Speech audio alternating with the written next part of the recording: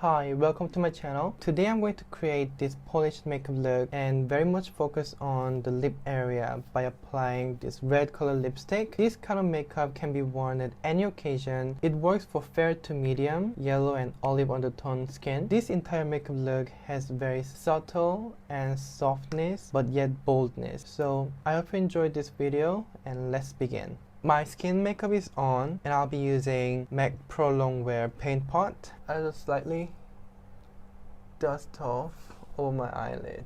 That can create a wet and sticky undercover base for the eyeshadow. It'll enhance longevity, keep your eyeshadow stay put without smudging or transferring. And now I'm going to move on to NARS Euphoria Face Palette. And I will be utilizing most of the matte shade in the palette. The shade range and the combinations are quite neutral. I'll be using light peachy color and dust off over my eyelid. This eyeshadow will minimize the stickiness on the eyelid, help blend your next eyeshadow. And next eyeshadow will be a light golden. I'll be just dusting off this shimmering eyeshadow all across my eyelid, just a sheer wash of sparkle. The tip is you can utilize a large size eyeshadow brush like this, so you can adhere your eyeshadow without fall off. By using a small detailed brush, I'm going to use dark chocolate eyeshadow to add depth and dimension on the outer corner of my eye, all the way in. And continue looking straight. Don't forget looking straight so you can really get a guide how far you should go and how far you can blend and where you should stop. So it's from outer corner of the eye, goes all the way in and softly diffuse. So once I open up my eyes, it'll create soft dimension to my eye, and I'll be lightly applying brown eyeshadow on the outer corner of my eye so I can elongate my eye shape and can be look more deep. And this is the blending brush that I used earlier to apply the peachy beige color eyeshadow, and I'm blending those edges. Take away any harsh lines, keep it soft and diffused. And then Bobbi Brown gel eyeliner.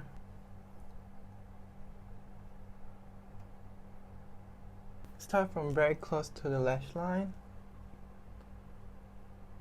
I'm going a little bit wing so my eyes can be look more lifted and my lash line looks definitely thicker. And I'll be using highlighting powder from the Euphoria Face Palette, light champagne color. Share a wash of sparkles on my cheek.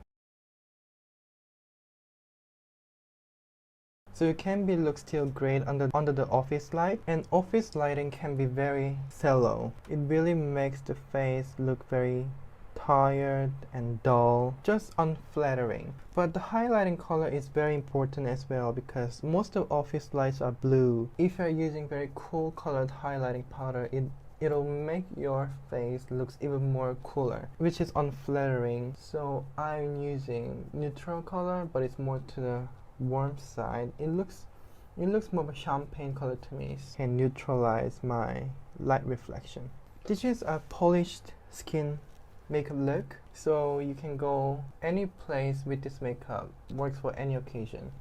And then I'll be just lightly doing my contouring. But contouring does not mean I'm gonna turn myself into Kim Kardashian, so just keep it everything as natural and light as possible. Just a sheer wash of color. And it goes underneath my cheekbone so I can define. There's depth and dimension, but no edges and no lines. And next I'm going to move on to a liquid blush from NARS, and this liquid blush is really easy to blend. So this liquid blush is also flattering to almost every skin tone. I'll be using this liquid foundation brush that I used earlier when I do my skin makeup, and this is a half pump. It just works so well together, and there's barely a foundation left inside my brush. So I'm going to use this liquid blush, go very softly on the apples of the cheek. And you can also go with a smaller tool such as your fingertips or a sponge, and you can also apply another layer of liquid blush. And next I'll be using very bright red color lipstick, and I know this red color lipstick is really beautiful. So I have this red color lipstick with me.